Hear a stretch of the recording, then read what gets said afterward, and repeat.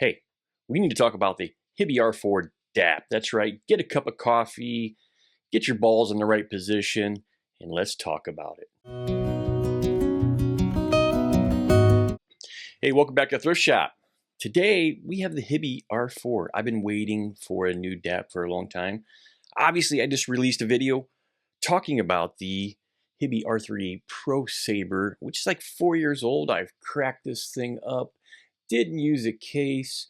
Now you know why to use cases. Anyways, yeah, so I've loved this little thing, and I thought it was time to upgrade. And when Hiby released the R4 for $249, I'm kind of amazed that you get this monster, which was around 188 bucks at the time, to this one, $249. This is basically a full size DAP. Now, many people would ask, why do you need a DAP? You have everything in front of you. You have your DAC right there. It may cost you $800. You've got a headphone amplifier that costs over $1,000. Why do you need that? Well, I like to walk around. I don't like to be stuck here at this desk, and I love just to listen to my IEMs. Mainly IEMs. I am not using headphones. I did not test this with any headphones, so I don't know. If you're a headphone user only, your mileage will vary. I did not test anything. Normally I do, but in this case I didn't.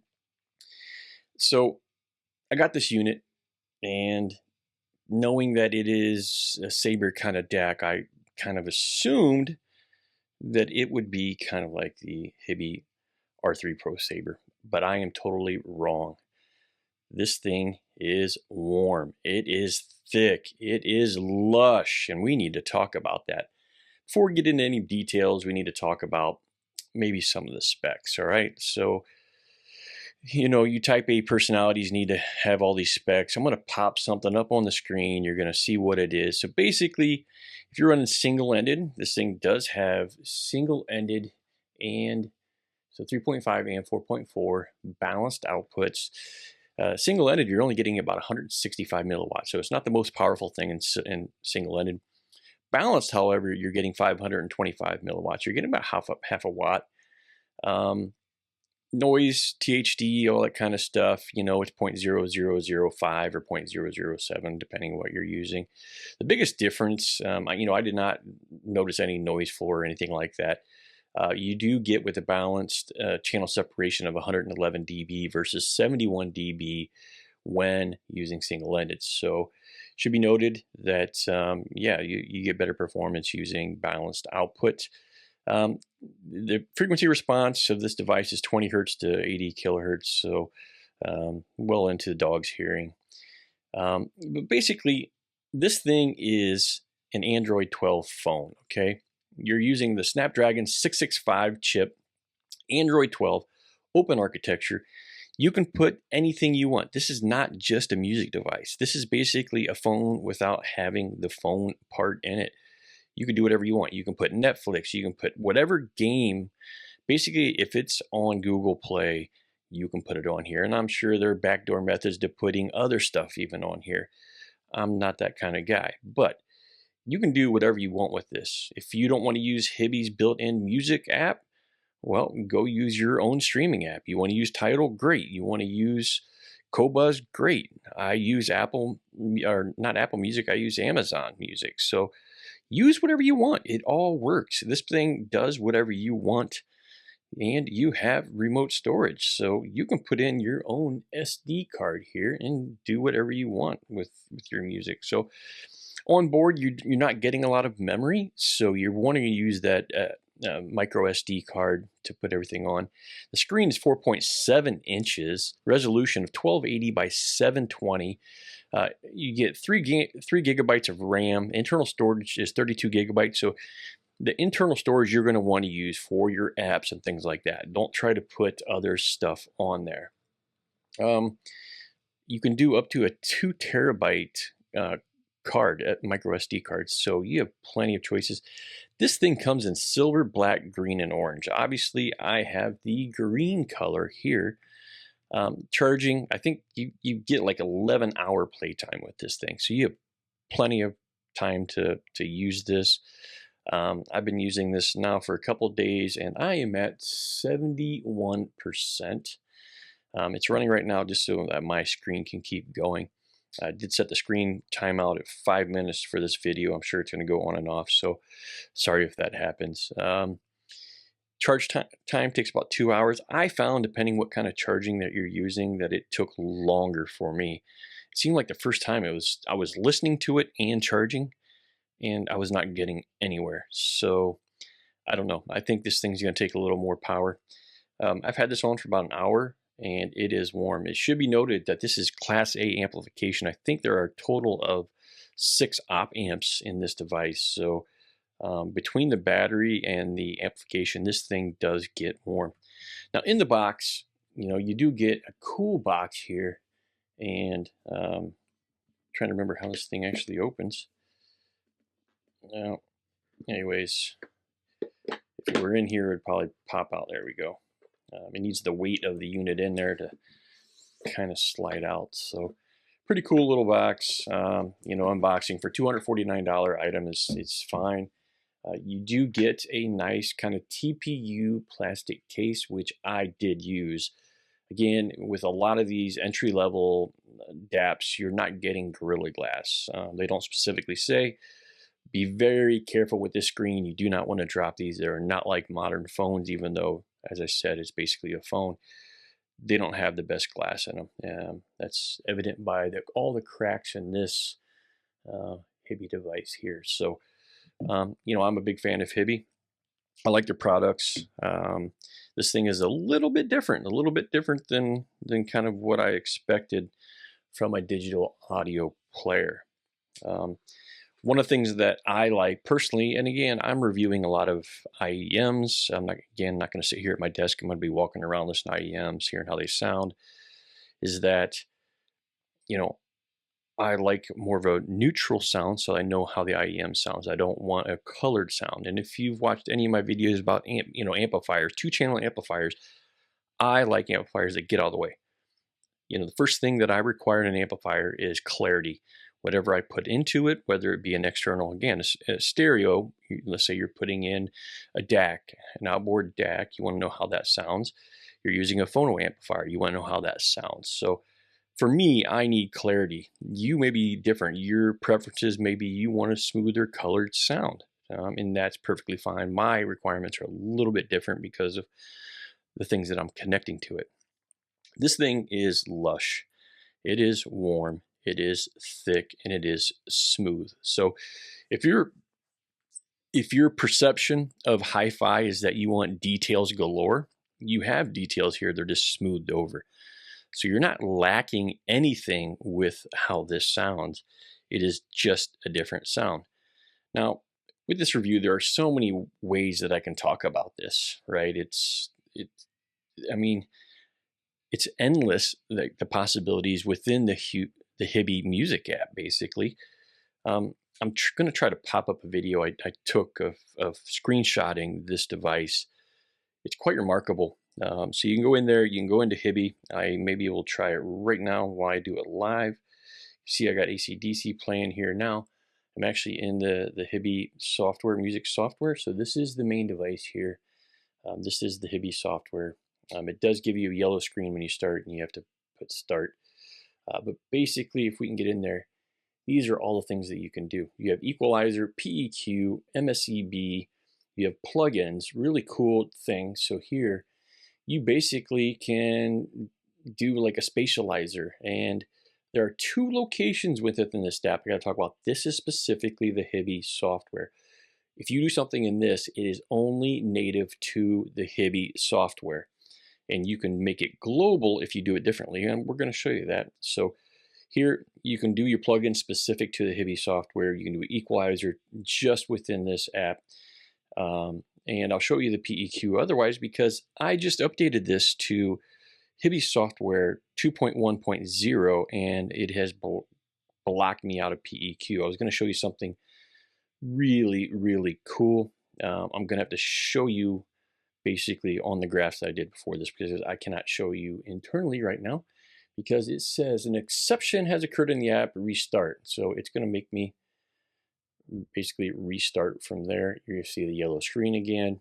So my advice is that you don't update to Hiby Music 2.1.0 because it's going to make your PEQ feel. And PEQ is one of the biggest selling points to this. So I'm bummed. I reached out to Hiby. I have not heard back. Hopefully they answer my equation. So, but I will show you MSEB. This is actually one that I do use. You can see kind of the settings I have here. Because this thing is so warm and lush, I want to cool it down. I want to make it cooler, brighter.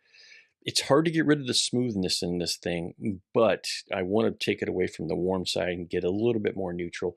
So you can see here, this is kind of where I set my MSEB to get this thing a little more neutral. And then I do PEQ, which we're going to talk about in a bit.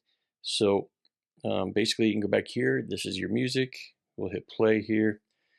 And I don't have every album image, even though I have software that's supposed to do this for me. It's kind of frustrating, but it is what it is.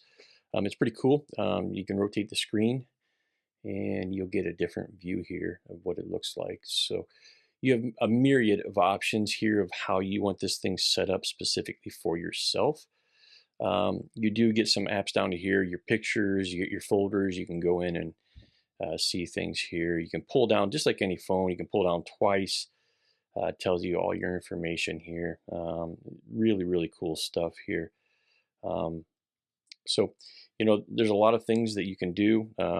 What I wanted to show you here is go up. I am an Apple guy, so getting used to Android is a little bit different. So you can see this is where your apps would show up. If you went into the Play Store, this is where your apps will reside. You can see the Amazon Music is up there. You can Hibicast this. So one of the cool things with Hibicast is that basically you hit Hibicast and it goes to my computer. I can just leave this sitting off to the side. The screen is blank. It's saving power and I'm controlling it via my computer, which is really cool. So you're listening to your music, you're controlling it by your computer or a different device other than this, and it's really cool. The cool thing here is that you go into your settings and basically this is where you're going to get global kind of settings for everything that you do. So here you can go actually into your PEQ, and this is where you would load in a PEQ. So if you're not familiar, one of the coolest things that you can do is, let's say, for example, right now I am using the Elysian Pilgrim IEMs here. So what I did, and the first thing that I did, I'll show you on the screen. So went to squig.link. I loaded in I'm going to set this down. I loaded in the Elysian Pilgrim, and then I loaded in the Diva 2023, Elysian Diva. So I try to keep it in the same family of all Elysian kind of IEMs because they're pretty high end, right? I think the Diva goes for around $1,300 or $1,500. So I loaded its frequency response in there, and I could create a PEQ filter that would transform the Pilgrim to the Diva in here. And I plugged that in. I thought, wow, this is cool. I'll go to the Annihilator. That's like a $3,000 IEM. So I went in, took the Annihilator's graph, created a PEQ filter, and put that in. Cool. Did it again. Went to the Elysian Gaia. Went in, did the same thing. And you're going to see these frequency response. You'll see, hopefully if you know frequency response, you can see how it takes the Pilgrims, it changes it to whatever the destination, whether it be the Annihilator, Diva, or Gaia, put it in there. The last one I was doing was a little bit of a change. I did the Moondrop Variations because I want to go a little bit outside the family to know how that sounds. Really cool. Is it exact? Well, I don't have the Annihilator. I haven't heard the Diva or the Gaia in a while, and those were just quick listens. So it's hard for me to say. I can't say that it will ever be exact because there are a lot of factors in tuning and how the IEMs are made, and how many drivers they have, and hybrid and tri-bridge, all the weird things. It's hard to say. The only thing you will know, there are big sound differences, and it's just cool that you can say, hey, maybe I'll like this sound signature, let me see. Is it going to be perfect? No. And one of the things that I noticed is that it automatically drops the preamp down -9 dB. So it's already getting pretty soft. Now you can bring it up and then you enter and do some distortion. So it's trying to keep your drivers safe, but it does work, and it does give you kind of the feeling of having a different IEM without having to buy all those IEMs, which may end up being over $5,000 or $6,000. And I just tried them within a matter of half an hour to know how they sound. That's really cool. The last one I want to do before my software updated and totally crashed my PEQ is I wanted to try the SimGot EA500LM, and I basically wanted to see if I could do the fat frequency Mini Maestro. I wanted to see if I could get that huge bass gain into the SimGot EA500LM. Didn't get a chance to do that because, again, the software failed. But it's pretty cool that you can do all of this in there. And even though the sound signature is warm, lush, thick, again, if you can go into your MSEB, cool it down, try to get it neutral before you do anything, and then put it in, this thing is absolutely amazing. You have endless opportunities of what you can do. The problem that I have now is I have the Pilgrim, Elysian Pilgrim here, and it's stuck on Gaia. I cannot change it. I am blocked out. PEQ will not change in Hiby, so please do not change or upgrade to Hiby 2.1.0 until they get that resolved. If I get something from Hiby, I will send out an update. I should note that I did get the strap here. I'm not that interested in it. I know some people are. Just one of the first few to order this. This was not sent to from Hiby to me, so I can say what the hell I want to say about this unit. I don't give a shit. I like it. I wish it weren't warm. I wish it weren't thick. And I think this is probably one of the most amazing items that Hiby has released. And I'm so glad it's not another $1,000, $1,500. I mean, Hiby just released, I think, the R8 for $2,000. I mean, come on. I understand there are differences, but this is really where the heart of the market is. $249. You're getting amazing product. You're getting, Android 12. This thing is fast. It does everything that you want it to do, with the exception of you can't make calls on it. So, that's basically it. I'm sure there might even be an app that you can actually use the microphone. I don't know if this has mic capabilities, but you might even be able to make phone calls through this using an app. I don't know. Someone will have to test that out, but this thing is cool. Now for $249, I can't say enough. Hopefully I got enough B-roll and that kind of crap in there to make this worthwhile to you, but I appreciate you stopping in, watching my video. I hope you like this kind of crap. Really, I do. If you, just drop a like, drop a subscribe. Stop the bullshit, stop the type A personality crap, and let's just have a good time. Let's like music. Just like Hiby says, make music more musical, I hope that you had a good time. I hope your cup of joe was good. I hope your balls were settled in the right position and you're ready for the next video. Please like, subscribe, and I will see you later.